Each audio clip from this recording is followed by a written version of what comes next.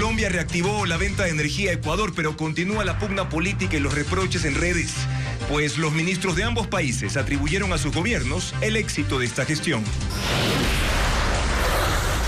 Progen intenta evitar que se conozcan los nombres de terceras personas a las que fueron parte de los 104 millones de dólares pagados por Ecuador. Un tribunal de Florida convocó a audiencia para resolver esa petición. Los delitos por el uso de escopolamina y otras sustancias aumentan, especialmente en Quito. ¿Cuáles son los efectos de esta droga y cómo actuar ante sospechas? Se lo contamos. El bloque de seguridad capturó a 2 delincuentes vinculados con los atentados con explosivos contra los edificios de Arcom en Quito y de la prefectura de Guaya.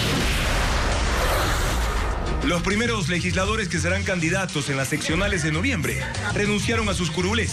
La mayoría son del oficialismo y dieron paso a nuevas caras en la Asamblea. El Papa León XIV visitará Perú, el país en el que vivió y trabajó por 20 años. La gira, que será en noviembre, incluirá a Uruguay y Argentina. Figuras mundiales como Luis Figo se suman a las críticas contra Gianni Infantino y exigen su renuncia inmediata a la FIFA. Sucede mientras más asociaciones en Europa cuestionan al dirigente y piden cambios. Televistazo Estelar con Juan Carlos Aispúa y Andrea Báez. Miércoles 5 de agosto, amigos, muy buenas noches, bienvenidos al desarrollo de la información aquí en Televistazo Estelar. Colombia le venderá nuevamente energía a Ecuador. Con esta noticia comenzamos, Andrea. Así es, Juan Carlos. Amigos, esta decisión no estuvo alejada de la polémica luego de que los gobiernos de ambos países se atribuyeran haber conseguido este acuerdo. Esta emisión también la puede ver en vivo desde cualquier dispositivo digital por ecuavisa.com y Ecuavisa Play.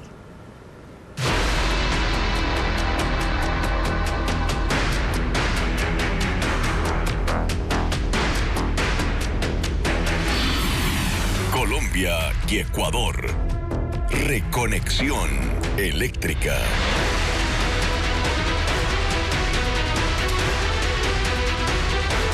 Hoy el gobierno de Colombia reactivó la venta de energía para Ecuador tras casi 7 meses de suspensión.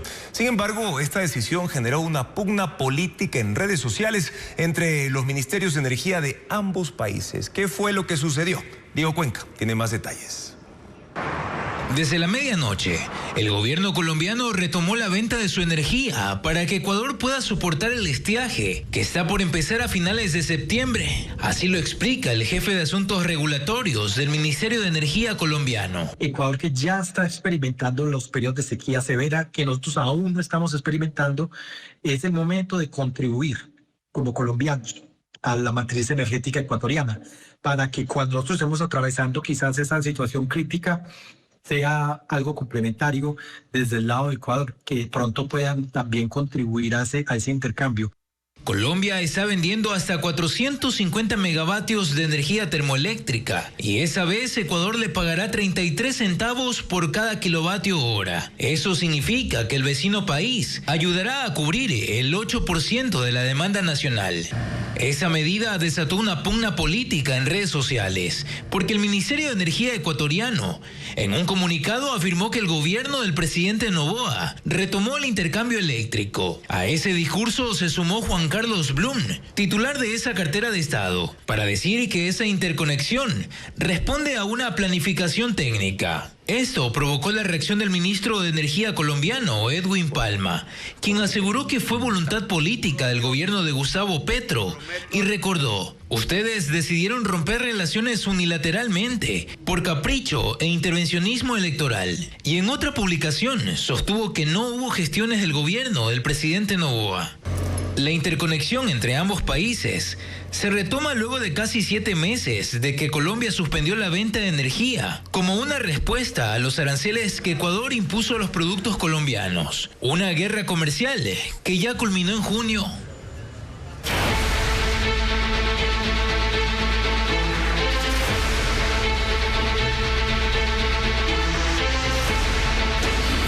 Corrupción. Alcaldes salpicados. El alcalde alcalde del Tambo, René Alonso Castillo, permanecerá en prisión preventiva mientras avanza la investigación por presunto peculado. La misma medida fue dictada contra un concejal y un promotor de eventos. En el centro de este proceso está la contratación de un concierto por los 33 años de fundación de ese cantón de Cañar.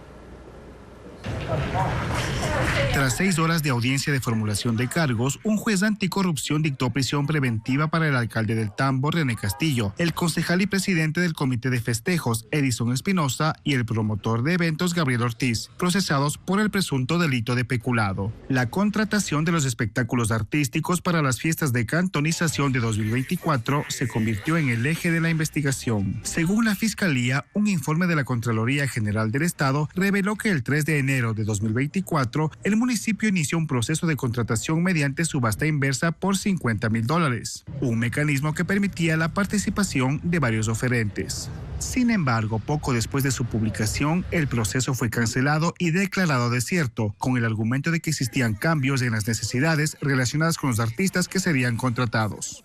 5 días después, el 8 de enero, el municipio convocó a un nuevo proceso, esta vez bajo la modalidad de régimen especial, invitando a un único proveedor quien finalmente obtuvo el contrato. Según la Contraloría, pese a que la cancelación del primer procedimiento se justificó por supuestos cambios en los artistas, el segundo proceso contempló la contratación de los mismos espectáculos. El organismo de control también señaló que se vendieron 3.200 boletos para el concierto, pese a que el municipio destinó $50,000 para financiar la presentación de los artistas y que el evento debía ser gratuito. Al mediodía de este miércoles, el alcalde René Alonso Castillo, el concejal y el promotor artístico fueron llevados a la cárcel de Turi. Y otro caso que involucra a una autoridad local. El alcalde de Machala y su esposa son procesados por enriquecimiento ilícito tras mover $6 millones en un periodo de 6 años. Ambos mantienen prisión preventiva. Fabiola Santana detalla el supuesto monto no justificado.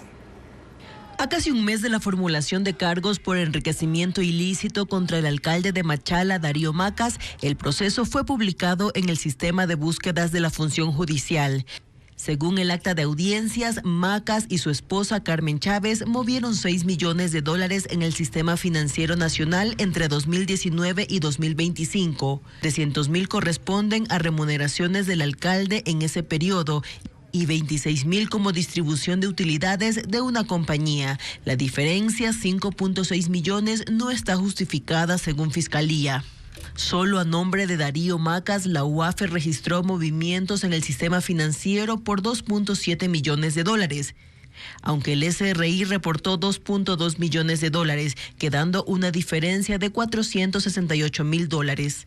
Mientras que su esposa, Carmen Chávez, registró ingresos por $4 millones, $1.5 millones corresponden a depósitos en efectivo.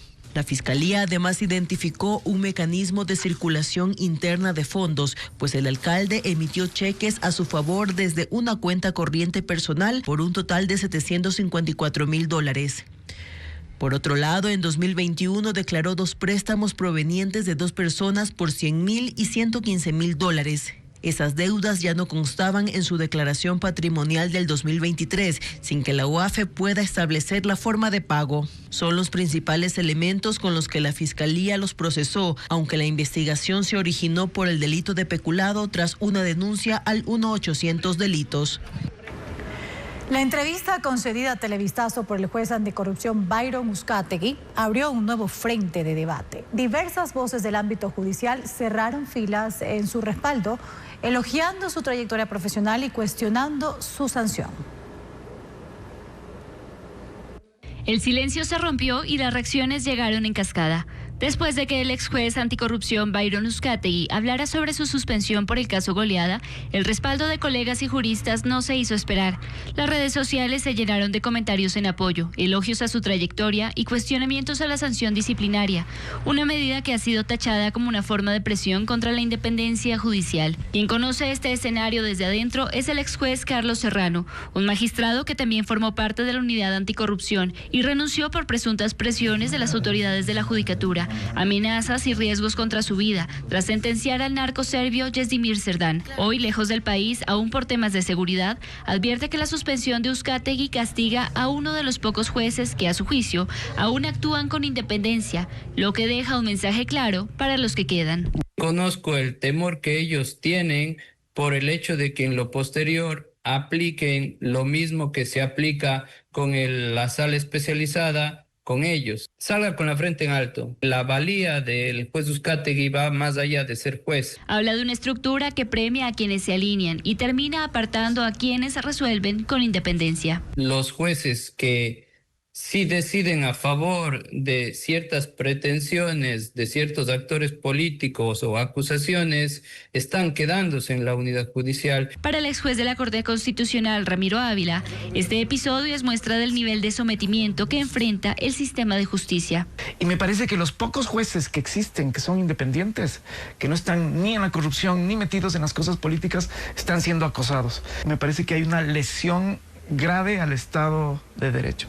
La última palabra la tendrá el Consejo de la Judicatura. Conservar a un magistrado al que académicos y juristas describen como intachable o separarlo definitivamente, impidiendo que conozca causas de alta sensibilidad política. El vacío que dejó la suspensión de los 3 jueces anticorrupción del caso Goleada, quienes se revocaron la prisión de Aquiles Álvarez, será cubierto con jueces de la Sala Penal de la Corte de Pichincha. Esto se mantendrá hasta que se cumplan los 90 días de suspensión y la Judicatura resuelva si los restituye o los destituye. Fabiola Santana, con más información. Jueces de la Sala Penal de Pichincha están asumiendo las funciones que corresponden a la Sala Especializada en Delitos contra la Corrupción y Crimen Organizado. Por ejemplo, la apelación a la prisión preventiva del asambleísta Raúl Chávez y otras 2 personas en el caso Goleada debía ser resuelto por el mismo Tribunal Anticorrupción que revocó la prisión de Aquiles Álvarez, pero fue suspendido y recusado. Ahora la audiencia la dirigirá la Sala de lo Penal de la Corte de Pichincha. De hecho, las partes ya fueron convocadas a la audiencia el 19 de agosto. Este tipo de reemplazo de una especialidad a otra está avalada por una resolución de junio de 2023 de la Corte Nacional de Justicia, que adopta cuando por falta o impedimento se agote el número de jueces anticorrupción, aunque abogados del caso no lo consideran procedente. Ecuavis había consultado a vocales del Consejo de la Judicatura sobre cómo iban a resolver el caos en la Sala Anticorrupción y solo Damián Larco respondió con este comunicado que señala que las causas de los jueces suspendidos serían conocidas por la única sala vigente, que además estaba integrada por un juez de la Sala Penal frente a la ausencia por vacaciones de la titular. La actuación de jueces penales en lugar de los anticorrupción continuará hasta que se cumplan los 90 días de suspensión y se resuelva si los jueces vuelven a sus puestos o son destituidos y reemplazados con el banco de elegibles. La situación de esos jueces está en manos del Consejo de la Judicatura. Progen busca frenar en Estados Unidos las peticiones de información financiera de SELEC para rastrear el destino de los 104 millones pagados. El Tribunal de Florida llamó a audiencia para tomar una decisión. El Tribunal de Florida, que conoce el caso Progen, convocó a una audiencia para resolver la petición de la empresa estadounidense que vendió a Ecuador los generadores usados de inservibles para las centrales Salitral y Quevedo. Progen pretende frenar ciertas gestiones que realizan los abogados contratados por SELEC para rastrear los 104 millones de dólares pagados. En su moción, solicitan una orden de protección que impida a SELEC ejecutar las citaciones judiciales emitidas a 9 terceros adicionales y que le impida solicitar información financiera y comercial irrelevante a terceros que perjudique el negocio de Progen. Según Progen, el dinero fue transferido lícitamente a sus proveedores. Ecuador ya tiene esa información entregada por el Regions Bank y las nuevas peticiones se destinaron a personas y empresas que no tienen ninguna relación con los contratos con SELEC y los pagos por los generadores. Señala que Ecuador ha emitido 41 citaciones en total, lo que califica como una campaña de acoso sin precedentes. Para resolver la moción, se fijó una audiencia para el próximo 20 de agosto a las 10 de la mañana en el Tribunal de Tampa ante el juez Sean Flynn. SELEC adelantó en un escrito que se vio obligada a pedir información a terceros porque Progen se ha negado a hacerlo y dijo que se trata de un caso complejo de fraude, crimen organizado y conspiración que debe ser investigado por todos los medios posibles. La política de paz total que implementó el gobierno saliente de Gustavo Petro fortaleció a los grupos armados de Colombia. Disidencias de las FARC, ELN, entre otras organizaciones criminales, consolidaron su influencia en la frontera con Ecuador para el control del narcotráfico. Paul Romero con el panorama en el vecino país en materia de seguridad. La política de paz total impulsada por el gobierno saliente de Colombia, que buscaba negociar con grupos armados para reducir la violencia, ha generado efectos adversos en la frontera con Ecuador. Las estructuras ilegales aprovecharon los espacios de diálogo para consolidar y expandir su control territorial, específicamente en los departamentos de Nariño y Putumayo, fronterizos con Esmeraldas, Carchi y Sucumbíos. El cese al fuego en los 4 años de gobierno de Gustavo Petro fue un error. Lo admitió el ministro de Defensa de Colombia, Pedro Sánchez, en una entrevista con nuestro canal aliado Caracol. A todos los criminales no se les puede tratar igual, o sea, es que es negociando con criminales. Eso lo he dicho, lo he mencionado, y ese cese al fuego, pues claro, si usted frena la ofensiva, pues los criminales se expanden. La ausencia de la fuerza pública colombiana en los 735 kilómetros de frontera con Ecuador fortaleció a las disidencias de las FARC y al Ejército de Liberación Nacional, que incrementaron la producción de coca y las actividades de minería ilegal. En 2025 hubo infiltraciones de estas disidencias hasta 100 kilómetros al interior del país, como en Alto Punino, Orellana, en donde emboscaron y asesinaron 11 militares. Ecuador fue víctima directa de la fallida política de seguridad de Petro, según el exdirector de inteligencia del Ejército, Mario Pazmiño. Nos deja a nosotros un incremento de violencia y un desbordamiento permanente de estructuras narcoguerrilleras y de crimen organizado y de narcotráfico hacia territorio ecuatoriano. Pero el nuevo escenario de guerra que anunció el presidente electo Abelardo del Espriella también despierta alertas por los efectos colaterales a la seguridad en el país, según el experto. Un efecto globo, porque indudablemente va a haber desplazamientos de estas fuerzas hacia territorio ecuatoriano. Por eso es que yo pregunto y le hago la pregunta al Estado ecuatoriano. ¿Estamos preparados verdaderamente para hacer frente a un efecto globo? Las Fuerzas Armadas diseñaron un plan de contención en la frontera norte ante un eventual incremento de la violencia, con refuerzo de operaciones aéreas y patrullajes en las zonas de conflicto. El mandatario de Estados Unidos, Donald Trump, no asistirá a la toma de posesión de Abelardo del Espriella como presidente de Colombia. Sin embargo, ya anunció la delegación que lo representará el viernes en Cali.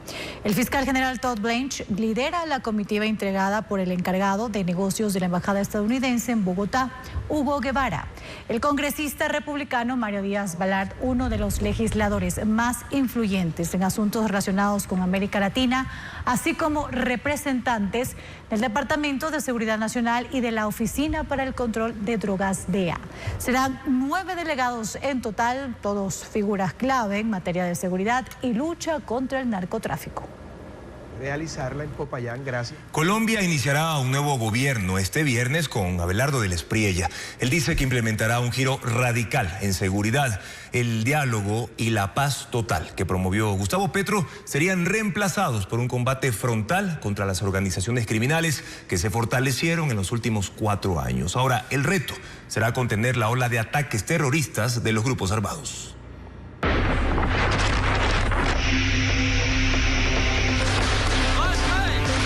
Colombia despide su primer gobierno de izquierda con altos índices de violencia. Acaban de poner una bomba aquí en Toan.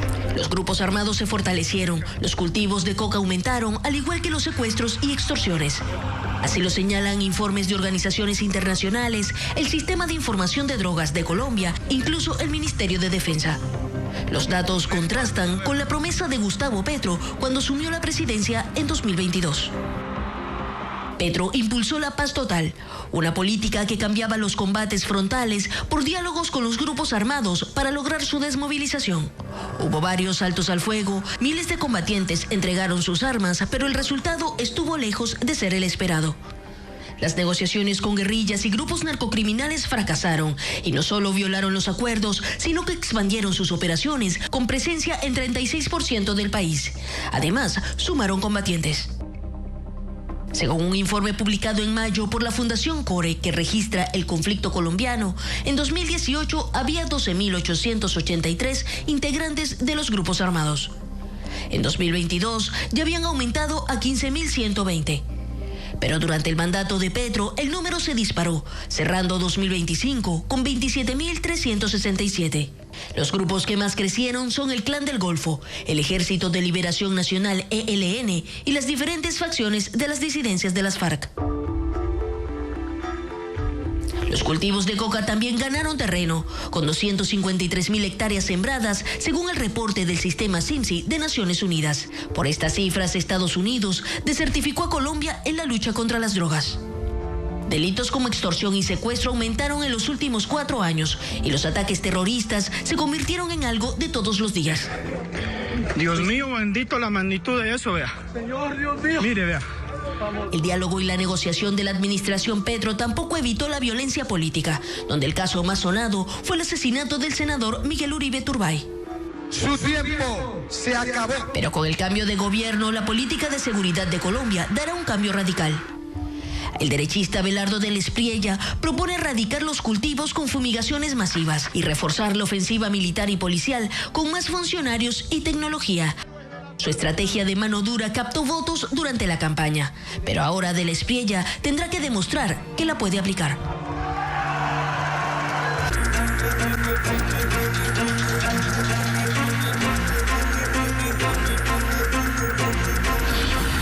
Quito.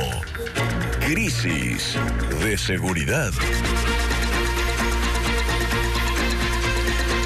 En las últimas horas, la policía y las Fuerzas Armadas intensificaron operativos de control en Quito. El plan de protección ordenado por el gobierno se ejecutó en zonas comerciales, paradas de buses y sectores de concentraciones masivas. Paul Romero informa que como parte de los resultados hubo decomiso de droga y detención de implicados.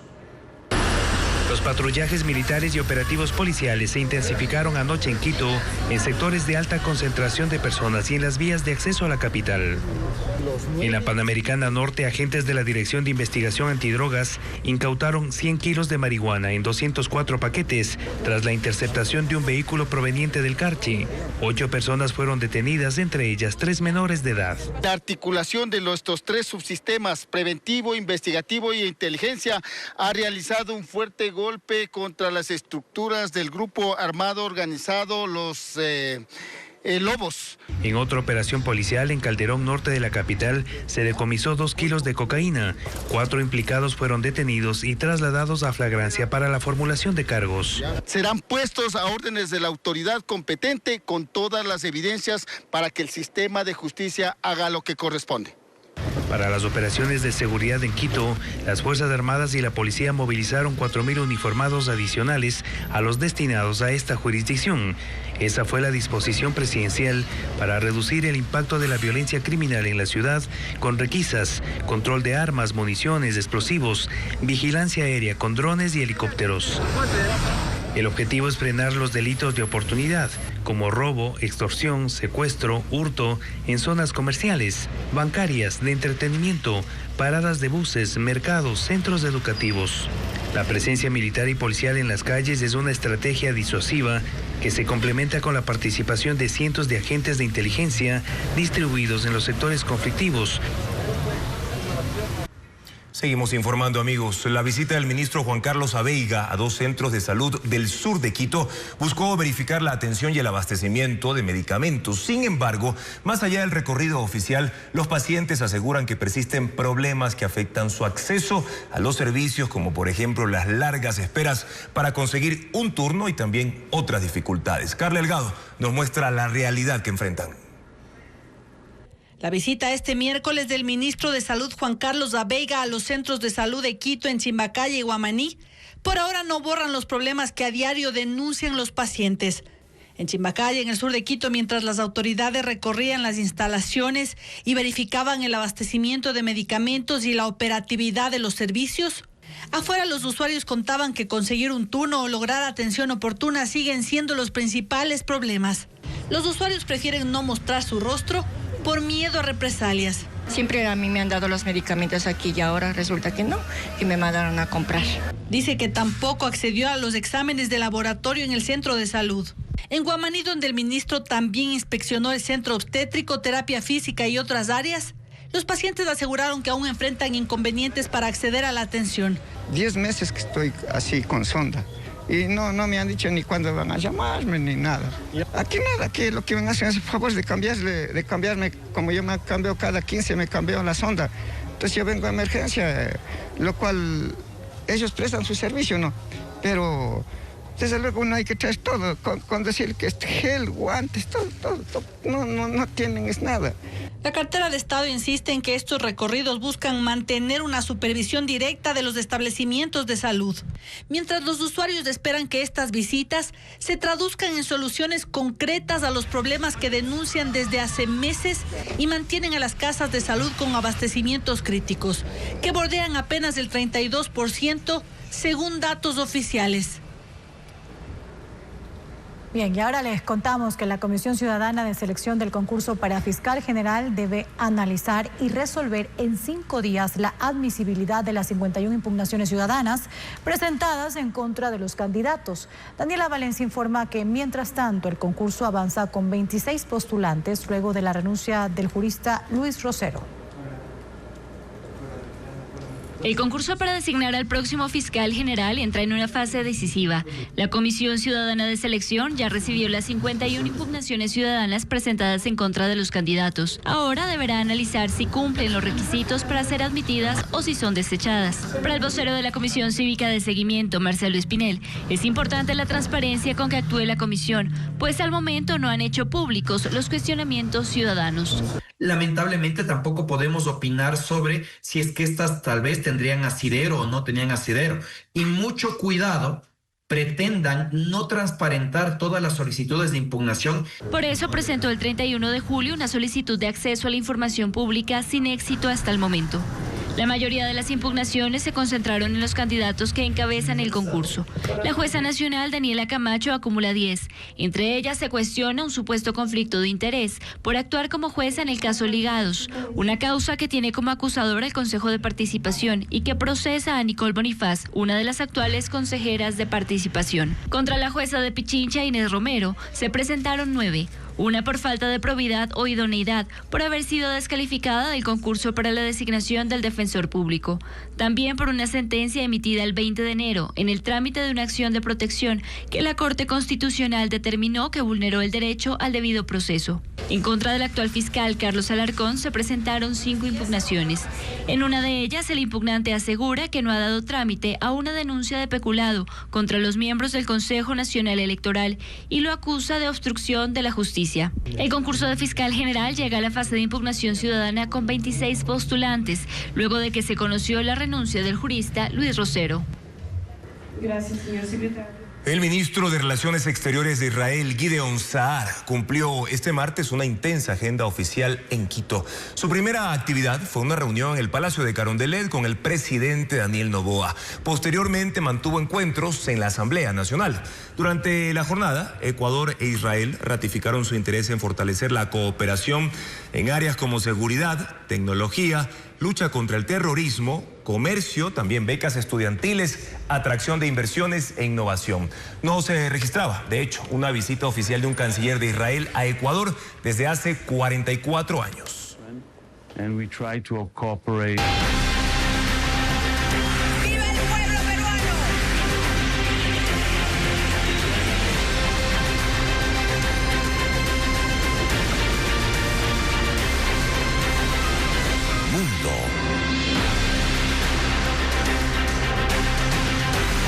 León XIV hará su primera visita apostólica a Latinoamérica en noviembre. Aceptó la invitación de los gobiernos y autoridades eclesiásticas de Uruguay, Argentina y Perú. Será un viaje de 12 días y estará en varias ciudades de cada país. El Vaticano confirmó este miércoles la gira sudamericana del Papa León XIV. Será su 5º viaje apostólico y si bien los detalles de la agenda se conocerán más adelante, el calendario de la visita está definido. Estará en Uruguay del 6 al 8 de noviembre, en Argentina del 8 al 11 y finalmente en Perú del 11 al 17 de noviembre. En Uruguay estará en Montevideo, Florida y Paysandú. Es un país en el que la población que se identifica como católica bordea apenas el 35% y una mayoría como atea o agnóstica. Pero tanto para autoridades civiles como eclesiásticas, la visita del Papa es para todos.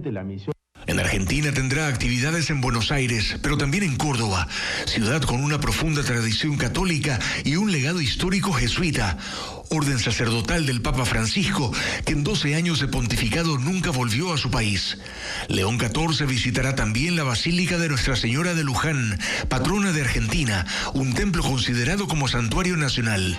Y cerrará el viaje en Perú, país donde por 20 años estuvo como misionero, adoptó la nacionalidad peruana y fue obispo de Chiclayo, donde la comunidad entera espera su regreso. Estará además en Lima, Cusco y Pucallpa. Según el gobierno peruano, el pontífice llegará en un momento clave por la intensa división política y social. Se agrava la pugna política y diplomática entre Brasil y Estados Unidos tras la decisión de la Casa Blanca de revocarle la visa a la embajadora brasileña en Washington como respuesta a un cruce de negativas sobre visados diplomáticos y demora en nombramientos de funcionarios estadounidenses. Brasil acusa a la administración de Donald Trump de querer interferir en las elecciones presidenciales de octubre próximo. El gobierno estadounidense canceló la visa de la embajadora de Brasil en Washington, María Luisa Viotti, en una nueva escalada de tensión diplomática entre ambos países. Según la administración Trump, esta es una represalia por la demora en aprobar el nombramiento de su embajador para Brasil. De inmediato, el presidente Luis Ignacio Lula da Silva rechazó esa explicación y acusó a Washington de intentar interferir en las elecciones presidenciales del 4 de octubre. La crisis se intensificó después de que el 25 de julio Brasilia negara las solicitudes de visa oficial a dos funcionarios del Departamento de Estado, Riley M. Barnes y Samuel D. Sampson, quienes iban a reunirse con autoridades electorales para tratar asuntos relacionados con la libertad de expresión y el proceso de votaciones. El gobierno aseguró que solo buscaban cuestionar el sistema electoral brasileño y generar dudas sobre el uso de las urnas electrónicas, un discurso que también ha impulsado el senador Flavio Bolsonaro. Él es hijo del expresidente Jair Bolsonaro, aliado político de Donald Trump, condenado a 27 años de cárcel por intento de golpe de Estado. Washington, además, impuso sanciones contra el juez Alexandre de Moraes y otras autoridades brasileñas vinculadas al proceso judicial contra Bolsonaro.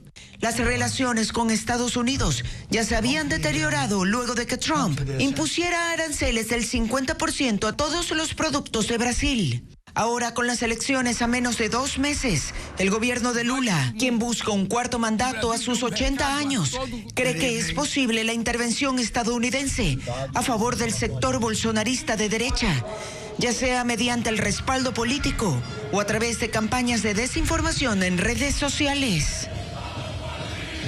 Y 1.000 migrantes africanos permanecen en Ceuta luego del cruce masivo. Aunque la mayoría fue devuelto hacia el lado marroquí, un grupo se quedó vagando en las calles del territorio español y recibiendo asistencia de organismos internacionales como la Cruz Roja.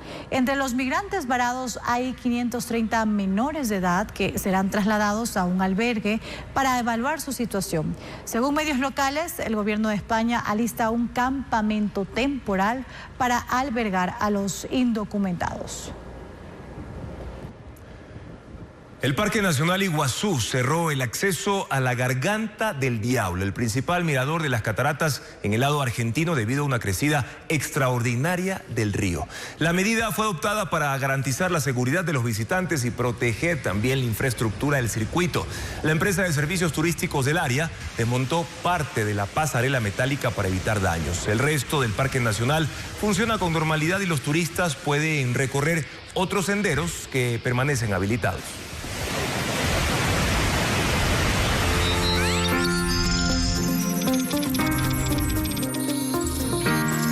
Tecnología. La tecnología sigue avanzando con innovaciones pensadas para enfrentar emergencias y hacer más llevadera la vida cotidiana. Desde cápsulas de supervivencia para desastres, robots con inteligencia artificial y hasta nuevas funciones en WhatsApp. Veamos. Se diseñan cápsulas de supervivencia para enfrentar desastres naturales y otras situaciones extremas, con la ventaja de que pueden transportarse e instalarse en cualquier lugar. La empresa francesa Momentum Technologies presentó 2 modelos. El primero es la B01, una cápsula terrestre con capacidad para 2 personas. Está diseñada para brindar protección frente a balas, explosiones e incendios. Su estructura combina varias capas de acero de alta resistencia con materiales de aislamiento térmico, lo que aumenta la seguridad de sus ocupantes. El segundo modelo es la W01, una cápsula flotante creada para resistir inundaciones, tsunamis e incluso inmersiones completas. Tiene capacidad para 4 adultos y 4 niños. Ambos prototipos se encuentran en la fase final de pruebas y su precio oscilaría entre $30,000 y $40,000.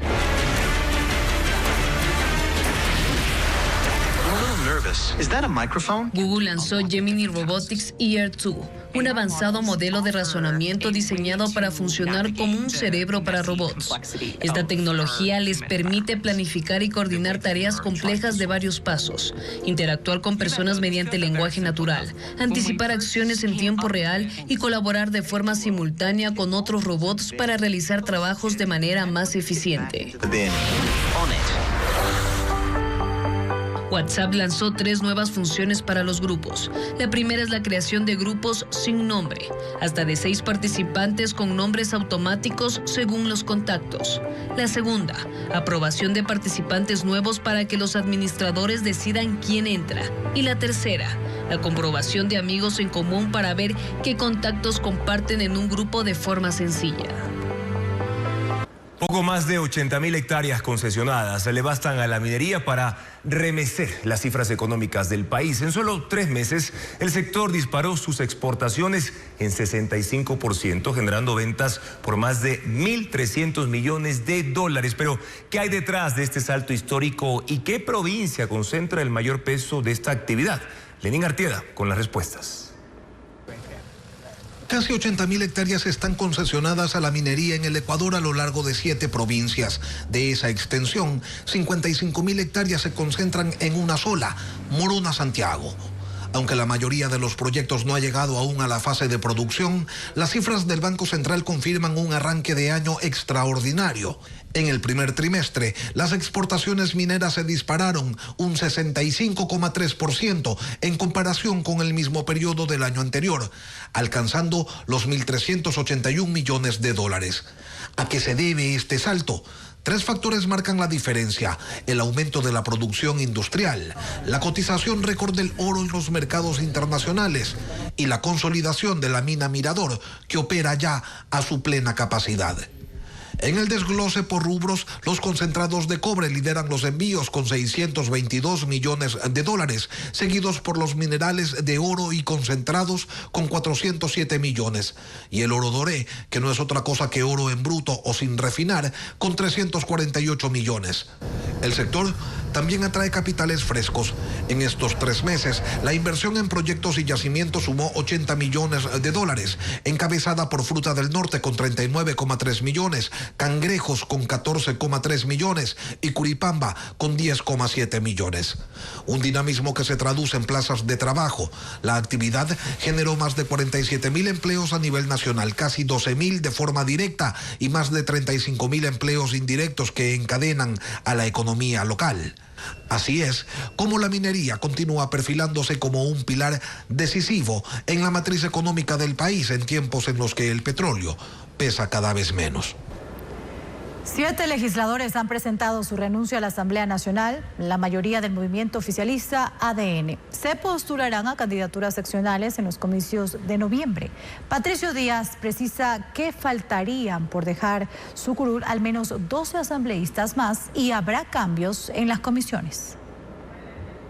Desde la sesión de pleno de este martes ya se vio la ausencia de algunos legisladores de ADN y la presencia de sus reemplazos, como Grey Suárez, la alterna de Juan José Reyes. Por parte de la ex vicepresidenta de esta comisión. También en la comisión de fiscalización se leyó la renuncia de Ana Belén Tapia y se dio la bienvenida a su alterno, que se principalizó, Jimmy Erazo. De los 12 legisladores que han confirmado su participación en seccionales por el oficialismo, 6 ya presentaron su renuncia. Además de Juan José Reyes, que va por la concejalía en Guayaquil, y Ana Belén Tapia, que buscará la prefectura del Napo, renunciaron ya Andrés Kushmer, que luchará por ser prefecto de Guayas, Eduardo Mendoza, que irá por la prefectura de Los Ríos, Francisco Ceballos, que va tras la alcaldía de Milagro, y Ariana Burgos, que se inscribirá para concejal de San Borondón. Ella no terminó los 2 meses en funciones. Reemplazó a Nils Olsen, que se fue también para buscar la alcaldía del mismo cantón. Renunció igualmente Otto Vera, del Partido Social Cristiano, que pugnará por la prefectura de Santa Elena. Con él se completan 7 legisladores que formalmente se separaron de la Asamblea. Otros, como el también socialcristiano Johnny Terán, oficializarán su salida la próxima semana. Él se postulará para la prefectura de Los Ríos. Aún no dimiten tampoco los legisladores del correísmo que participarán en seccionales. Inicialmente eran entre 7 y 8. El número se redujo a entre 4 y 5. Viviana Veloz, por ejemplo, anunció que no participará ya por la alcaldía de Santo Domingo. La persecución a nuestros candidatos, los persiguen, los amenazan, que muchos de ellos por ese tipo de amenazas han decidido en no aceptar las candidaturas. Frickson George hoy se despidió de algunos de sus compañeros en la Comisión de Fiscalización. Buscará la alcaldía de Daule. Precisamente por las renuncias, en 3 mesas legislativas habrá cambios. La vicepresidenta de Fiscalización se fue, el presidente de la Comisión de Salud, Juan José Reyes, también, y la presidenta de la Comisión de Gobiernos Autónomos, Lucía Pozo, renunciará en los próximos días para buscar la prefectura del Carchi. Si hay un vicepresidente o vicepresidenta, pues asume por encargo la presidencia y luego se procede a elegir un vicepresidente en un transcurso de 8 días. El Código de la Democracia exige que las autoridades de elección popular que buscan otros cargos distintos a los que ejercen deben renunciar previo a su inscripción. Es decir, tienen hasta el 16 de agosto, porque el plazo de inscripciones se cierra el 17. Cuando faltan 15 días para que termine la instrucción fiscal del caso Progen, la Fiscalía dispone las últimas diligencias, entre ellas la comparecencia presencial del exgerente de Selec, Fabián Calero, quien tiene orden de prisión. Su defensa pedirá que se le permita rendir versión, pero de forma telemática, como lo han hecho otros procesados, porque dice tiene información importante que aportar.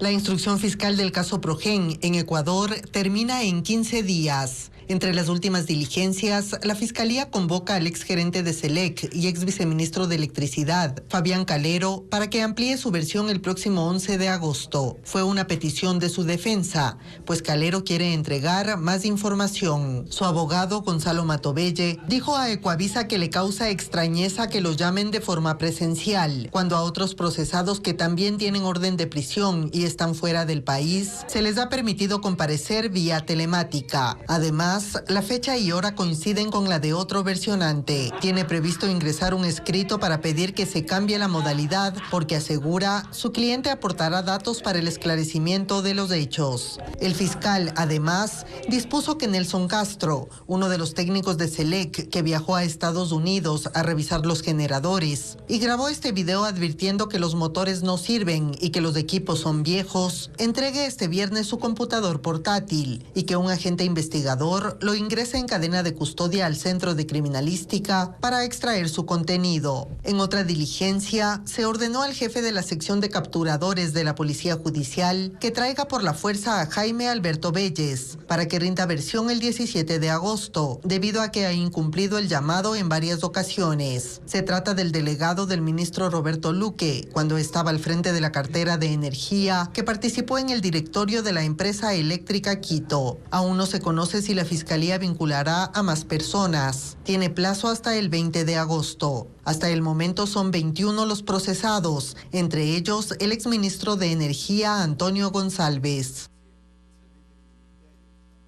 Continuamos con más. Hacinamiento, casos de tuberculosis y falta de alimentación son algunos de los problemas que evidenciaron representantes del Comité de Padres de Familia y de Derechos Humanos durante un recorrido por la penitenciaría del Litoral en el noroeste de Guayaquil. Estefanía Arias puntualiza los acuerdos a los que llegaron con las autoridades tras desarrollar esta actividad. De los 12 pabellones de la penitenciaría del Litoral que tenían previsto recorrer, solo entraron a 2. Esto porque, por ejemplo, al 1, 2 y 3 no pudieron pasar debido a un taponamiento en las alcantarillas, algo que mantiene sin agua a los presos ubicados en esas áreas. Pero no fue el único problema que evidenciaron los representantes del Comité de Familiares Privados de Libertad y del Comité de Derechos Humanos durante las 5 horas que recorrieron este centro carcelario en el noroeste de Guayaquil. Están bastante delgados, están pálidos, no por lo mismo que no cogen sol. El tema de la sarna, el tema de la piel es bastante el tema que se habla ahí adentro. Son 4 privados por celda. O sea, ¿cuántos hay? Hay como 2 en una celda. Sobre la crisis sanitaria debido a la tuberculosis, Morales reveló que durante el recorrido un preso falleció debido a esta enfermedad. Sabemos perfectamente de que se hubo un traslado masivo este fin de semana donde se pasó 502 privados de libertad con tuberculosis ya diagnosticados con las pruebas rápidas y ellos fueron trasladados a la etapa de PAP de la regional. Y se suma la mala alimentación que reciben los presos. Lo que nosotros estamos pidiendo es que la entrega sea individualizada y con un personal técnico especializado. El abogado del Comité de Derechos Humanos afirmó que tras este recorrido hubo acuerdos con las autoridades del SNAI. Ya hay una posibilidad de tener una fecha para el ingreso de vituallas con familiares. Y resultado de muchas sentencias han habido sí avances importantes, por ejemplo, la existencia de un policlínico estructuralmente en funciones. Representantes del Ministerio del Interior, de la Defensoría del Pueblo y de las Fuerzas Armadas también estuvieron presentes, pero no se pronunciaron sobre el tema. Los recorridos se mantendrán y serán periódicos. De hecho, el próximo 12 de agosto está previsto que ingresen a la cárcel regional de Guayaquil. En Quito, las denuncias de personas que han sido escopolaminadas siguen aumentando. En apenas 6 meses, los casos crecieron más del 60%. ¿Por qué las víctimas terminan obedeciendo a los delincuentes y cómo evitar caer en sus redes? Carla Delgado con las explicaciones. Iván fue escopolaminado en Quito. El delito terminó con sus cuentas bancarias vaciadas. Él asegura que lo último que recuerda es haberse acercado a un cajero automático en el sector de la Mariscal. Después de eso, su memoria se borró. Saludé antes con unos amigos, me dijeron que a dónde me voy, les dije que me iba a descansar un rato, que me sentía un poco mal. Y ellos evidenciaron que estas personas habían entrado, luego que yo entré al hotel, habían entrado ellos también. Su caso no es aislado. Las denuncias por escopolaminamiento aumentaron de forma preocupante. Según datos de la policía, basándose en las denuncias presentadas en la Fiscalía durante el primer semestre de 2025, se registraron 155 casos. En el mismo periodo de este año, ya suman 252, lo que representa un incremento de más del 60%. La escopolamina es una sustancia que altera la actividad del sistema nervioso y provoca una pérdida de la memoria hacia adelante, conocida como amnesia anterrógrada. La persona no recuerda lo que ocurre mientras está bajo sus efectos, pero conserva los recuerdos previos como claves, contraseñas y datos personales. Además, entra en un estado de sumisión y obediencia, capaz de seguir órdenes sin poner resistencia. Los efectos tampoco son inmediatos. Antes del estado de sometimiento, la víctima puede presentar taquicardia y visión borrosa. Si usted topa y se topa la nariz, se topa los ojos, se topa la boca, va a hacer efecto la escopolamina. Suelen hacer, por ejemplo, el truco del spray, del aerosol. Si se sospecha que una persona ha sido escopolaminada, los médicos recomiendan buscar ayuda inmediata. Hay un periodo de 10 a 15 minutos antes de perder la voluntad que pueden ser claves para evitar el delito. La escopolamina puede ser de origen natural, extraída de algunas plantas, o sintética. Mientras las denuncias siguen en aumento, la mejor defensa continúa siendo la prevención, que puede marcar la diferencia entre llegar a casa o convertirse en la próxima víctima de un delito. ¡Despacio!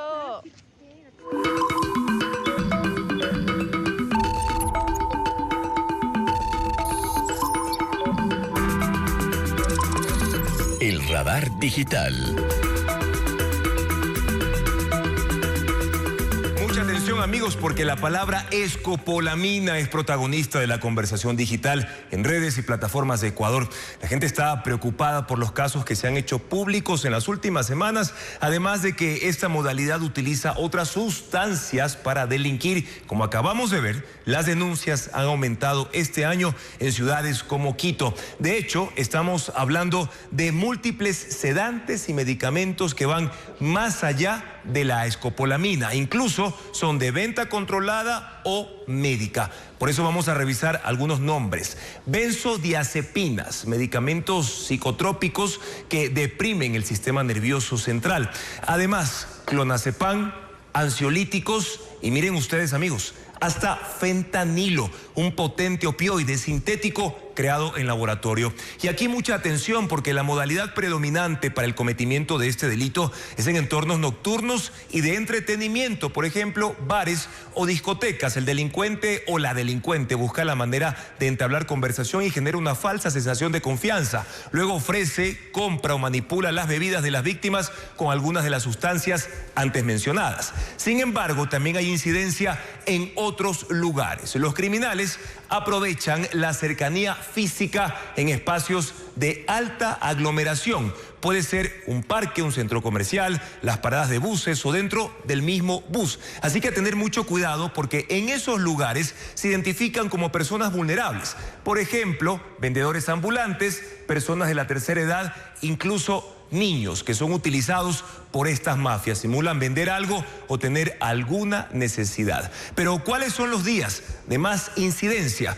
Los sábados se registran el 22.72%, es decir, este delito se comete más durante ese día, pero también los viernes con el 20.44% de incidencia. Sin embargo, esto no quiere decir que puedan escopolaminar otro día. Además, el 35% de los casos ocurren en la noche y madrugada, entre las 21 horas y las 3 de la mañana, aunque podría pasar también en la tarde. Y según información del Observatorio Metropolitano de Seguridad Ciudadana y Gestión de Riesgos, 76,4% de las víctimas son hombres, la mayoría, y 22,04% corresponde a mujeres a las que les roba o también se les secuestra bajo el efecto de estas sustancias. Pero, ¿qué hacer en estos casos? ¿Con quién contactarse? ¿Qué pasa si, por ejemplo, la escopolamina se aplica en papel o en una bebida? Las respuestas, amigos, a estas preguntas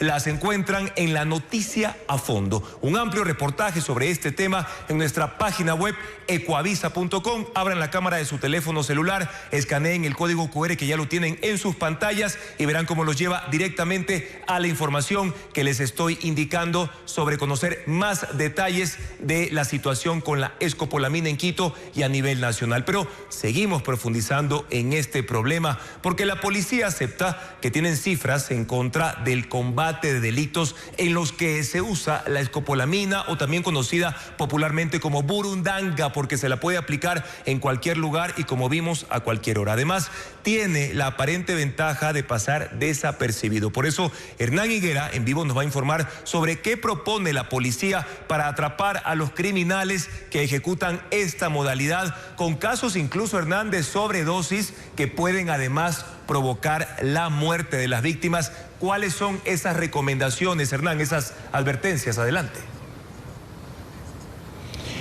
¿Qué tal, Juan Carlos? Amigos en todo el país, muy buenas noches. Sí, se recomienda primero tomar este tema como un momento de conversación en casa, porque es cada vez más común el uso de escopolamina, sobre todo en sitios de diversión nocturna, también en las universidades y en los establecimientos educativos, sobre todo en las afueras. En sitios como este, por ejemplo, de aglomeración ciudadana, como las paradas de buses, fuera de las del metro de Quito, las paradas de transporte público habituales, normales, que están en superficie, se recomienda tener muchísima precaución, sobre todo, como tú decías, con gente desconocida que te aborda y te trata de entregar papel, documentos, que le ayudes a revisar, digamos, una dirección. Sobre ese tipo de casos hay que tener muchísimo cuidado, porque además la policía reconoce que existe muy poco trabajo sobre este tipo de delincuentes que utilizan la sustancia para cometer delitos. Se cometen asaltos, se cometen secuestros,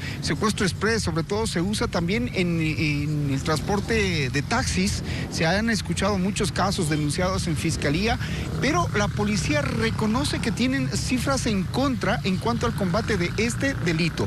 Lo dijo el comandante de policía Pablo Dávila de esta manera.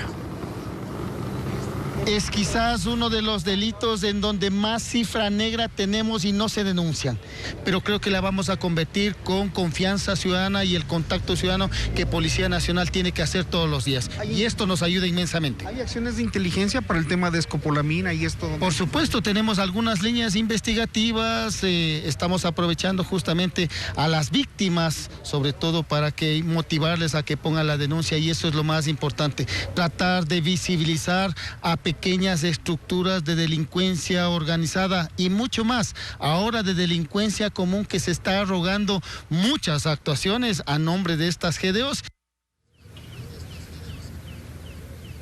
Y precisamente, como ustedes escuchan, se está aprovechando de las víctimas para poder obtener información de cómo se dan las diferentes modalidades. Han detectado, por ejemplo, el rociamiento de esta sustancia a través de sprays, los rocian en cascos, en gorras e inmediatamente someten a las víctimas. También se ha escuchado de este tipo de delitos en centros comerciales, de ahí que se han establecido protocolos de seguridad, se han activado las cámaras y se ha también permitido el ingreso de agentes de policía encubiertos para detectar a estos delincuentes que están usando esta modalidad de robo. De ahí que también se recomienda tener precaución en las universidades, sobre todo a los chicos, no andar solos. A la ciudadanía también, si ven a alguna persona desconcertada, sin un rumbo cierto, hacerle caso y poder ayudar. La unidad de los ciudadanos es importante y es vital, Juan Carlos. Entonces, con estos datos que nos acabas de proporcionar, además, que la policía no tiene un dato real o certero de por qué han aumentado estos casos en lo que va del 2026 y en las últimas semanas. Varios de estos casos incluso los hemos informado en este espacio, en este noticiero. La policía lo que dice es que muy poca gente lo denuncia, a pesar de que las estadísticas de lo poco que se denuncia están en aumento, pero precisamente lo que se está tratando es de encontrar más información de dónde se fabrica, de cómo se fabrica, de quiénes la fabrican, quiénes la utilizan. También debemos señalar que la ciudadanía tiene pleno conocimiento de lo que esto significa, porque los delitos más comunes se cometen bajo el efecto de esta sustancia. Escuchemos lo que dicen los ciudadanos. Siempre es mejor estar con un grupo de amigos, conocidos, ¿no? Que uno pueda cuidar y que también cuiden de uno, evidentemente. Y sí hay una preocupación cada vez más latente en la percepción misma de la seguridad, ¿no? Primero, reforzar el tema de políticas públicas sería lo ideal para mitigar con este problema. Sí, como que ciudadanía en general, cuidarnos realmente y evitar estar en zonas despejadas, muy noche, y cuidarnos en general. Las medidas creo que debe tomar la zona misma, no exponerse en sitios, no estar solo generalmente. Yo creo que eso, básicamente, protegerse uno mismo, porque si uno espera del resto, creo que es muy difícil. Bien, en todo caso, reiteramos la importancia de mantenerse siempre bien informados, vigilantes y cuidadosos de que personas extrañas se acerquen. Hay que tener en los lugares de diversión cuidado con las bebidas y con la comida que se sirve también, verificar de dónde viene y cómo viene, ¿no? No descuidarse y no permanecer solos. Eso es lo que han recomendado las autoridades mientras se detecta las principales formas de producción y también de distribución de estas sustancias que se están usando para cometer delitos, sobre todo en la ciudad de Quito. Importantes recomendaciones, sugerencias, Hernán, que nos compartes también de la voz de las autoridades sobre tener mucho cuidado, porque como acabamos de ver en los reportajes anteriores, también en el radar digital y en la información que nos has proporcionado, Hernán, lamentablemente este delito persiste en la capital y por supuesto en otros lugares del país. Gracias, Hernán, por tu informe desde el norte de Quito. Los militares capturaron a 2 hombres en el noroeste de Guayaquil. Entre los detenidos está alias Huilo, quien según los uniformados está vinculado a varios atentados con explosivos, tanto en Guayaquil como en Quito. Horacio Teje, alias Huilo, y Anthony Dede, alias Ranquitanqui, fueron capturados antes de la medianoche del martes en el noroeste de Guayaquil. La intervención ocurrió en la cooperativa Sergio Toral y fue ejecutada por personal de inteligencia militar y de la Fuerza de Tarea Conjunta Guayas. El jefe del operativo dio detalles de las 2 detenciones y el decomiso de un artefacto explosivo de alto poder destructivo. Más o menos unos 2 meses atrás fue desactivado exitosamente un aparato explosivo. A raíz de eso se iniciaron ya los trabajos de inteligencia. Ellos tenían ya el aparato activado, estaban listos para emplearlo en esta noche. El aparato explosivo es un aparato de alto poder. Estimamos que tiene un alcance, un radio de 50 metros de afectación, proveniente presuntamente desde el Perú. El uniformado agregó que uno de los hombres era buscado tras varios ataques. Uno de ellos incluso registrado en la capital. Estimamos de que alias Huilo se encuentra relacionado con otro tipo de ataques de este tipo, específicamente a la prefectura del Guayas y también al Ministerio de Agricultura en la ciudad de Quito. Asimismo, el comandante se refirió sobre otras evidencias halladas en la vivienda del sospechoso. Munición de armas largas tipo fusil. Se encontró también un altar a la Santa Muerte y dinero en efectivo. Alias Huilo presumimos que pertenece al GDO Los Choneros. Los 2 detenidos y las evidencias fueron entregados a la policía para que se encargue de la judicialización del caso y traslado a la Fiscalía para la respectiva audiencia de formulación de cargos. Los cuerpos de 3 hombres asesinados fueron hallados en Patricia Pilar, en Los Ríos. Este crimen no solo aumenta la cifra de masacres en el distrito Buena Fe de esa provincia, sino que vuelve a evidenciar la violencia que enfrenta esa parroquia ubicada en un corredor estratégico para las organizaciones criminales.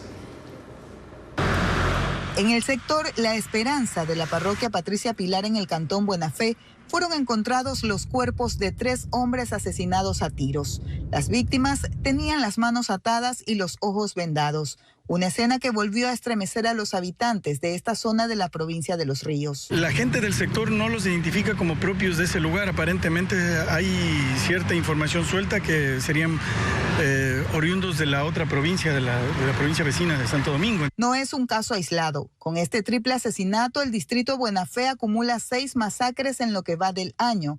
3 de ellas ocurrieron en Patricia Pilar. Con una extensión de 166 kilómetros cuadrados y cerca de 18,000 habitantes, esta parroquia es uno de los principales polos agrícolas de Los Ríos, destacada por la producción de palma, banano y maíz. Pero su importancia no es solo económica. Patricia Pilar está asentada sobre la vía E25, el principal eje vial que conecta la sierra con la costa y limita con Santo Domingo de los Áchilas y Manabí. Esa ubicación la ha convertido en un corredor estratégico disputado por las bandas criminales. Para la policía, esta conexión facilita la movilidad de estructuras delictivas que operan entre las 3 provincias. Según las investigaciones, organizaciones criminales como los Lobos y los Choneros se disputan el control de este corredor para actividades vinculadas al narcotráfico, las extorsiones y los secuestros. La parroquia únicamente cuenta con 16 policías. Las entidades del gobierno central nos construyan un espacio adecuado para incrementar el número de agentes de seguridad, policías. Así, Patricia Pilar sigue sumando masacres en un corredor que, más allá de conectar provincias, se ha convertido en un escenario de disputa criminal.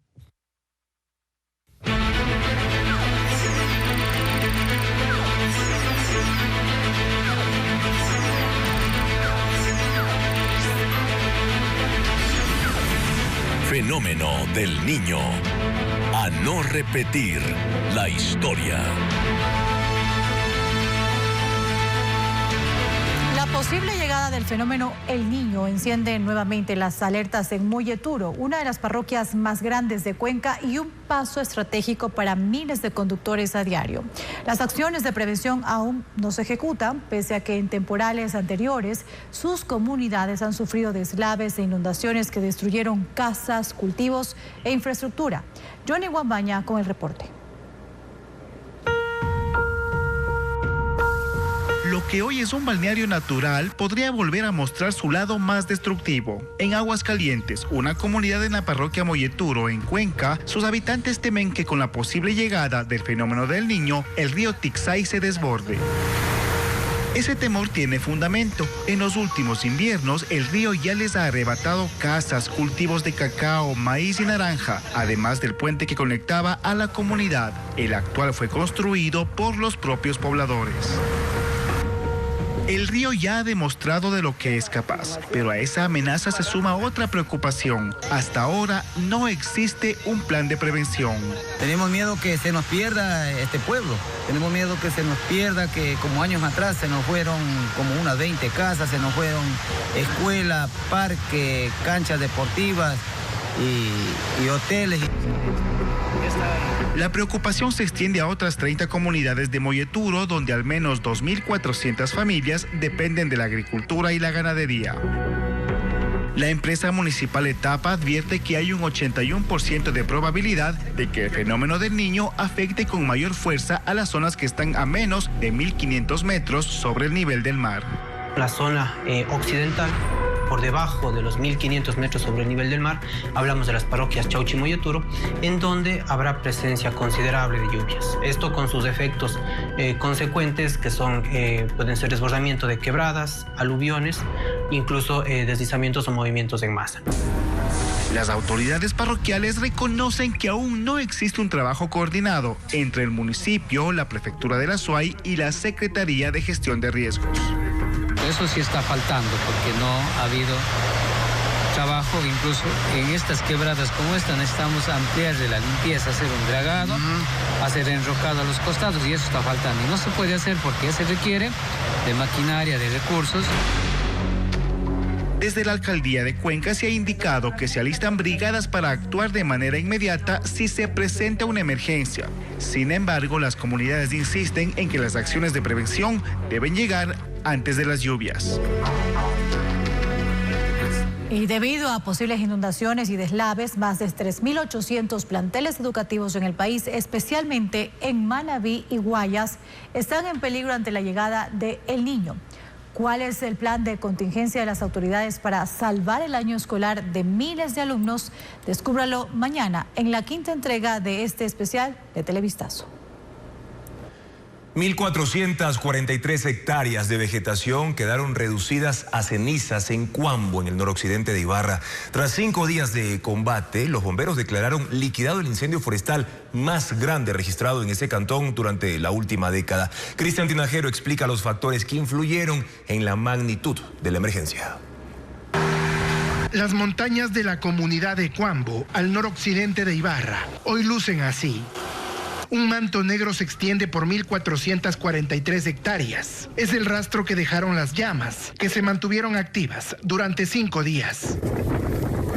El paisaje es desolador. Troncos calcinados, pencos muertos y plantas arrancadas de raíz cubren las laderas. Está considerado como uno de los incendios más grandes dentro de nuestro sector durante los últimos 10 años, debido a que por su magnitud y por, lógicamente, la ubicación, también ha sido muy difícil controlarlo. Los moradores de Cuambo, San Guillermo y Cuajara vivieron horas de angustia. Aseguran que nunca habían observado a un incendio forestal propagarse tan rápido y temieron que el fuego alcanzara sus viviendas, cultivos y animales. Lo que estamos esperando es que con el invierno, todo lo que queda movedizo, ahí sí baja por las quebradillas quebradas y hace bastante daño a los cultivos. Los fuertes vientos de hasta 75 kilómetros por hora y las pendientes pronunciadas fueron las condiciones propicias para que el fuego se desatara. Sin embargo, este miércoles, los bomberos lograron extinguir los últimos 3 focos activos, localizados a más de 3.000 metros de altura. Y mientras la guerra contra las llamas terminó en el noroccidente de Ibarra, los bomberos ahora reportan otro incendio de gran magnitud, esta vez en el nororiente, en el sector de Pimán, límite entre Ibarra y Pimampiro, que se propaga a gran velocidad. Aún no se confirma el número de hectáreas afectadas. Y los incendios forestales que se producen en varias provincias de la sierra son uno de los primeros efectos del fenómeno El Niño. Así lo afirma el INAMI, que dio un paso clave para mejorar la precisión de sus pronósticos meteorológicos. Carla Delgado explica de qué se trata esta iniciativa. Los efectos del fenómeno del Niño ya se sienten. Desde el Instituto Nacional de Meteorología e Hidrología, INAMI, aseguran que una de las evidencias son los últimos incendios ocurridos en el país. Hasta las horas de la mañana habíamos ya tenido 5 incendios forestales a nivel nacional. Estos son consecuencias e impactos ya del calentamiento que tenemos, principalmente generado por el calentamiento de la superficie del mar. Aunque por ahora no se observan cambios significativos, los expertos advierten que el comportamiento de la atmósfera será determinante para intensificar o reducir sus efectos hacia finales de este año e inicios de 2027, cuando coincidirá con la temporada lluviosa del litoral y Galápagos. Mientras el Ecuador continúa preparándose para los posibles efectos del fenómeno del Niño y otros eventos climáticos extremos, el Instituto Nacional de Meteorología e Hidrología, INAMI, dio un paso que busca mejorar la capacidad del país para anticiparse a estos escenarios. La implementación de globos meteorológicos que se elevan sobre el cielo ecuatoriano. Con él viaja una radiosonda, un equipo capaz de medir temperatura, humedad, presión y vientos a diferentes alturas de la atmósfera. Es otro hito que queremos cumplir a partir del 2027, realizando 2 lanzamientos diarios, que son una de las metas y cumplimientos que nos exige la Organización Meteorológica Mundial. El globo puede llegar hasta 35 kilómetros de altitud en la atmósfera antes de estallar. El viaje dura cerca de 2 horas y se eleva por encima de los aviones comerciales. La información que recoge en su viaje se incorpora al sistema de observación mundial y permite alimentar los modelos de pronósticos utilizados en todo el planeta, ayudando a otros sistemas de monitoreo como las estaciones meteorológicas. Cada radiosonda tiene un costo aproximado de $300, una inversión que según el INAMI permite fortalecer el sistema de alerta temprana del Ecuador, con el objetivo de que los pronósticos sean cada vez más precisos y las decisiones se tomen con mayor anticipación. Colectivos ciudadanos denuncian falta de controles ante los casos de incremento en el costo del pasaje por encima de las tarifas anunciadas por la Agencia Nacional de Tránsito para buses inter e intraprovinciales. Incluso ya presentaron reclamos formales. Luis Alfredo Zúñiga informa que el Ministerio de Transporte y la ANT anuncian inspecciones. La percepción ciudadana es de inconformidad. Este noticiero ha mostrado los casos de incremento del pasaje por encima de las tarifas anunciadas por la ANT para buses intraprovinciales en rutas como Guayaquil-Durán y también en interprovinciales, en rutas como Quito Baños, Cuenca-Santo Domingo o Guayaquil-Loja. El Observatorio Ciudadano de Servicios Públicos ha recibido denuncias y ya presentó un reclamo a la ANT. Y que establezca los límites y ponga las regulaciones necesarias para que esto no suceda. No hemos notado una acción de las autoridades en ese sentido. El colectivo Tejido Social de Guayaquil coincide en la falta de acciones y no solo de la ANT o del Ministerio de Transporte. La tutelación de derechos está garantizada en la Ley de Defensa del Consumidor y en la Constitución de la República del Ecuador es obligación de la Defensoría del Pueblo salir a defender los derechos vulnerados a los ciudadanos. A quien incumplen deberían de sancionar y no pecuniariamente retirándole los permisos de operación. En redes sociales se viralizó un video que captó un control en Guayaquil. Lo hizo la Intendencia de Policía acompañada de la Comisión de Tránsito, específicamente en buses de la ruta Durán-Guayaquil. El valor del pasaje es de 63 centavos, reclamar su vuelto, 63 centavos. Pero fuera de ello no se han observado más acciones de control. La ANT aseguró a Televistazo que hará inspecciones este viernes en el inicio del feriado. En Cuenca, el ministro de Infraestructura y Transporte fue consultado y dijo que lo que se autorizó no fue un alza de pasajes, sino una regulación. En muchas de estas rutas, ¿qué es lo que está pasando? Que donde decían que se cobra $10, se estaba cobrando 15. Este incremento pondría, esta regularización pondría en 12. Entonces ahorita lo que se viene y lo que van a esperar de nosotros como Ministerio y la Agencia Nacional de Tránsito son controles mucho más estrictos en terminales terrestres y en ciertas rutas y ciertos recorridos en donde sabemos que esto está pasando y controles estrictos también sobre los servicios que se tienen que estar brindando en estas rutas, ¿no? La resolución de la ANT señala que si se detectan cobros superiores a los aprobados, se deben imponer sanciones. Esta Estamos de regreso. Gracias por seguir en nuestra sintonía. Las policías de Ecuador y España desarticularon una organización criminal que enviaba cargamentos de cocaína desde Sudamérica a Europa. La operación Mondragón reveló que la red usaba empresas fachada para simular importaciones legales y ocultar la droga en contenedores modificados. Saludamos a esta hora a María Gabriela Carpio para que explique cómo operaba esta red internacional. María Gabriela, tienes más información. Buenas noches.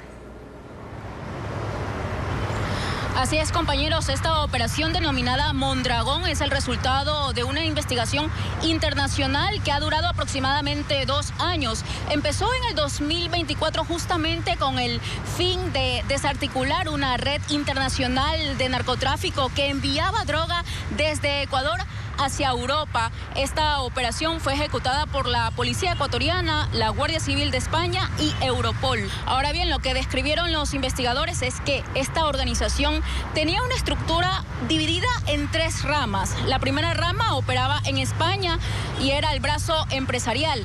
Allí ciudadanos españoles y marroquíes habrían creado compañías para simular importaciones con droga en los puertos de Málaga, Algeciras y Valencia. La segunda rama estaba localizada aquí en Ecuador, donde operaba el brazo logístico y se encargaba de introducir la cocaína en los contenedores que salían principalmente desde los puertos de Guayaquil. Y finalmente, la tercera rama estaba en Dubái. Desde allí, inversionistas de origen albanés financiaban la compra de la droga e inyectaban dinero en las empresas españolas para mantenerlas activas y dar apariencia legal a todos estos envíos. Hay que decir también que según la policía ecuatoriana, esta red internacional de narcotráfico también mantenía presuntos vínculos con el ciudadano albanés Dritan Jikka, quien fue detenido en Abu Dhabi y enfrenta un proceso de extradición internacional.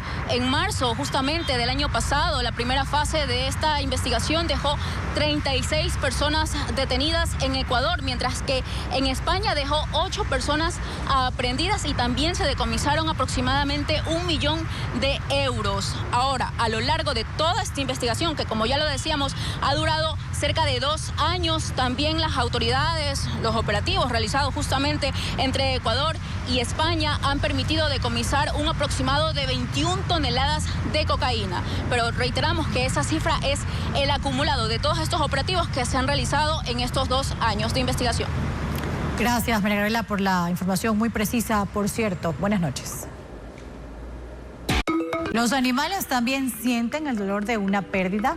Una escena que ha dado la vuelta al mundo ha reabierto ese debate. Frente a las costas de Grecia, científicos que realizaban un monitoreo de rutina captaron a una delfín cargando el cuerpo sin vida de su cría durante varios días, como si se resistiera a dejarla partir.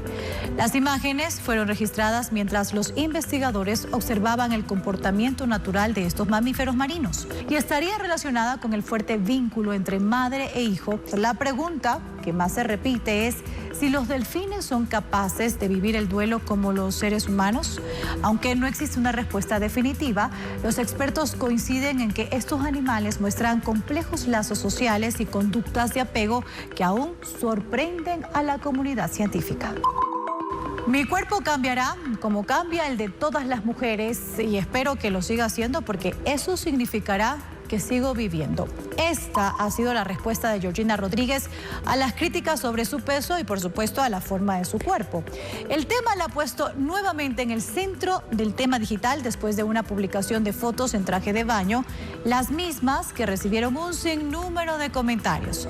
Pero la pareja de Cristiano Ronaldo ha decidido abrir la conversación sobre la presión estética que sufren muchas mujeres. La publicación, que tiene más de 5 millones de likes y 114,000 comentarios, también abre debate sobre las opiniones que se publican en las redes sociales y cómo estas terminan afectando incluso a quienes parecen más seguros de sí mismos. Si bien es cierto, el Mundial 2026 terminó, pero el presidente de la FIFA está en la portada noticiosa todo el tiempo, empezando por Qatar 2022 y decisiones que se consideraron un atentado a los derechos humanos, además del formato ampliado del Mundial de Clubes y la acusación de imponer un calendario con más partidos sin una consulta previa. El caso Balogun en pleno Mundial 2026 al eliminar la sanción del futbolista en el partido que se jugó frente a la selección de Bosnia. Y la última controversia que gira en torno al proyecto de inversión privada planteada por el mismo Infantino. Sin embargo, la propuesta desató un conflicto que obligó al proponente a retirar el proyecto. En ecuavisa.com elaboramos un carrusel con más detalles de las polémicas que giran en torno a la FIFA y su representante. El radar digital. Más de 4 siglos después, la peregrinación a la Virgen Purísima de Macas sigue reuniendo a miles de personas en la caminata de fe más multitudinaria de la Amazonía ecuatoriana. Entre rezos y horas de recorrido nocturno, los devotos mantienen viva una tradición que cada 4 de agosto transforma las carreteras de Morón a Santiago. Padre, Hijo. Cada 4 de agosto, una de las peregrinaciones más numerosas del país recorre la Amazonía ecuatoriana. Es la procesión de la Virgen Purísima de Macas, una tradición religiosa que se ha mantenido viva por más de 4 siglos en Morona, Santiago. Entre 5 y 10.000 devotos llegan desde las 19 horas al Cantón Sucúa. Tras la misa de envío, emprenden una peregrinación de 22 kilómetros por la troncal amazónica, un recorrido que dura entre 5 y 7 horas. Niños, jóvenes y adultos avanzan entre rezos, velas y música de banda, desafiando el frío de la noche. Algunos caminan descalzos como muestra de sacrificio y gratitud por los favores que aseguran haber recibido. Al amanecer llegan a la Catedral de Macas, donde los espera la imagen de la Virgen Purísima. Tengo bastante problema en caminar, pero hice todo mi esfuerzo, todo mi sacrificio para darme aquí con la mamita Virgencita. A las 9 de la mañana de este miércoles se celebró la Eucaristía de la Fiesta Jurada, una tradición que recuerda un hecho histórico ocurrido en 1685. Según la tradición, la intercesión de la Virgen Purísima de Macas libró a la población de una guerra, dando origen a un pacto de fe que se mantiene hasta la actualidad. Los macabeos de ese tiempo juraron celebrar solemnemente cada año, bajo juramento, la fiesta que les libró de esto. Yo le llamo a la fiesta de la mamá que pone paz. Los peregrinos llegan desde Pastaza, Chimborazo, Zamora, Azuay y distintos cantones de Morona, Santiago. Gracias por seguir en nuestra sintonía. Tenemos más información para usted. Las Fuerzas Armadas inhabilitaron un área presuntamente utilizada para operaciones aéreas ilícitas de bajo rendimiento vinculadas con grupos armados organizados. Este espacio está ubicado en la comuna El Real, esto es en la parroquia de Chanduy, en Santa Elena. La intervención incluyó explosiones controladas y la apertura de zanjas a lo largo de los 800 metros de la pista para impedir que vuelva a ser utilizada. Con esta operación ya son 19 los espacios aéreos vinculados a actividad criminal que han sido inhabilitadas de lo que va del año. Aunque Unidad Popular mantuvo una confrontación permanente con el correísmo en el inicio del gobierno de Rafael Correa, lo ha apoyado. Patricio Díaz recuerda en el siguiente reportaje las relaciones entre ambas tiendas políticas. Al igual que el Partido Socialista, Unidad Popular también tuvo historia con el correísmo en su nacimiento. Con su antiguo nombre de MPD, apoyaron la candidatura de Rafael Correa en la segunda vuelta de 2006. Luego hizo mayoría con el entonces Alianza País en la Asamblea Constituyente y apoyó la nueva Constitución. Pero en 2008 rompen relaciones con el correísmo por decisiones que consideraron alejadas de la izquierda. Y el gobierno inició una campaña para asumir el control del magisterio que lo tenía la UNE. Todos sabemos que es una sucursal del MPD. Afectó también el poder del movimiento en la Universidad Central, con la FEUE, por ejemplo. Creó organizaciones paralelas y llegó a la disolución de la Unidad Nacional de Educadores. Pasó la administración del Fondo de Cesantía del Magisterio al BIES. La confrontación se agudizó el 30S, donde el presidente Correa los acusó de participar en un intento de golpe de Estado. Se detuvo al dirigente universitario Marcelo Rivera y lo proclamaron como preso político. Mary Zamora fue acusada de sabotaje y terrorismo por su participación en esas protestas y fue sentenciada a 8 años de prisión, aunque luego declarada inocente en la apelación. Otros dirigentes y hasta un asambleísta del movimiento fueron enjuiciados por la misma razón. El MPD perdió su personería jurídica por malos resultados electorales en 2014 y acusó al CNE de correísta. Revive en 2015 como Unidad Popular y en 2018 el Consejo de Participación Ciudadana declaró que se vulneraron sus derechos y dispuso la reactivación del MPD. Durante el gobierno de Rafael Correa, el MPD impulsó protestas en las calles y se unió a la oposición. Básicamente el MPD, gente muy agresiva. Se ha mantenido bajo esa línea hasta hace poco, cuando sus líderes hablaban de que no harían acuerdos con la Revolución Ciudadana. Bien, cambiamos de tema ahora para contarles que Quito ya vive el ambiente de una de las mayores concentraciones religiosas del año. Al menos 30.000 testigos de Jehová, incluidos 5.000 extranjeros de 34 países, participarán este fin de semana en una asamblea internacional que promete mover millones de dólares en dinamización económica en la capital. Joel Vanegas tiene un informe al respecto. Veamos. Al menos 30.000 testigos de Jehová se reunirán este fin de semana en el Estadio Rodrigo Paz Delgado en Quito para participar en una de las asambleas internacionales más grandes organizadas por esta congregación religiosa. La magnitud del evento ya se siente en distintos puntos de la capital. Decenas de voluntarios con chalecos verdes y naranjas permanecen en hoteles, parques, restaurantes y plazas, brindando seguridad, orientación y acompañamiento a los 5.000 delegados extranjeros que han arribado al país. Tenemos de los 5 continentes, tenemos de África, son 34 nacionalidades que van a estar presentes aquí en la convención. Como 5.300 de estos voluntarios están en las calles ahora dirigiendo y cuidando a estos delegados. La organización también movilizó a 2.000 voluntarios para realizar una limpieza del estadio. Los propios testigos de Jehová pintaron y limpiaron jardines, pasillos, accesos, zonas de prensa y otras áreas del escenario deportivo. Muchos de ellos solicitaron vacaciones para participar en las actividades de esta semana. Nosotros aprendemos mucho sobre la vida de Jesús, en este caso ese es el tema que tenemos. Nos encanta ver a nuestros amigos, tenerlos aquí, mostrarles hospitalidad y de esa manera poder reunir más los lazos de amistad y fraternidad con ellos. Según los organizadores, la convención generará un movimiento económico considerable para Quito. Hasta el momento se registran 2.002 habitaciones de hotel reservadas en la ciudad por motivo del encuentro. Agosto suele ser un mes de baja ocupación y tener a los testigos de Jehová en la ciudad realmente nos ayuda no solo a mejorar nuestra ocupación, también a aportar en el dinamismo de la ciudad. La asamblea estará abierta de manera gratuita para el público en general desde este viernes. Los testigos de Jehová están presentes en Ecuador desde 1935 y actualmente cuentan con 104.000 miembros en el país.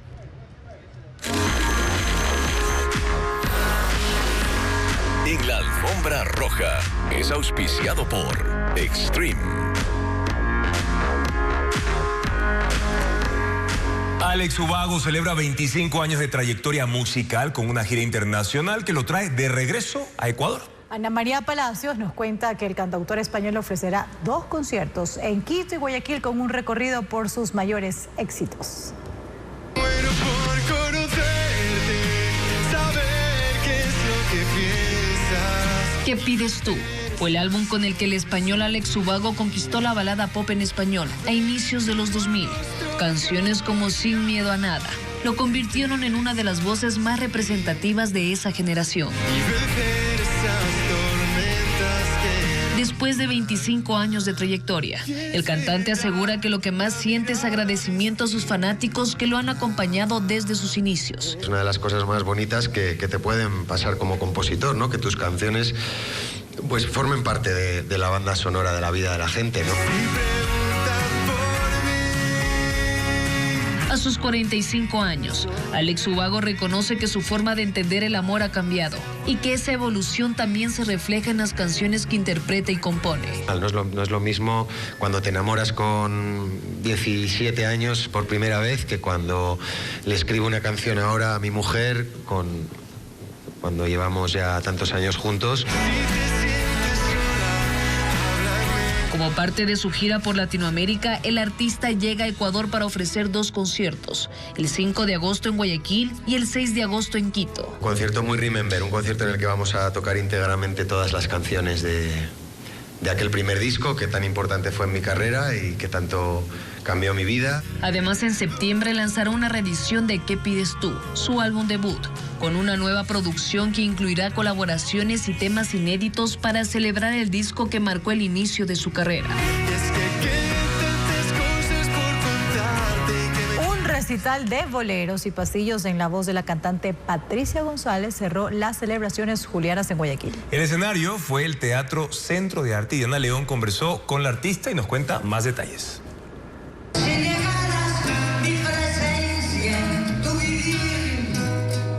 Esta es una anécdota que guarda la cantante Patricia González entre ella y el mexicano Armando Manzanero. No te retires. Si yo que tengo 89 años no me retiro, no te retires tú, González. En pleno 2026 y varios años después de esa conversación, González sigue respondiendo al llamado de los escenarios, especialmente para celebrar a Guayaquil. Guayaquil de mis amores. Que Guayaquil es mi vida, con todas las cosas que tenga. Porque todo el mundo tiene cosas buenas, cosas malas. Qué bello que he podido darle un homenaje en las fiestas julianas terminando el mes. La sala experimental del Teatro Centro de Arte de Guayaquil se llenó del público que acudió a disfrutar de su show Guayaquil de mis amores.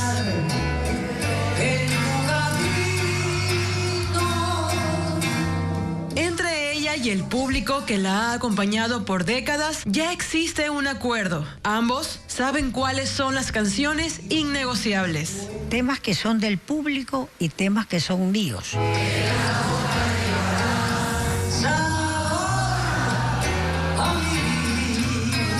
De sus 83 años de edad, González lleva 56 sobre los escenarios nacionales e internacionales, acumulando múltiples reconocimientos.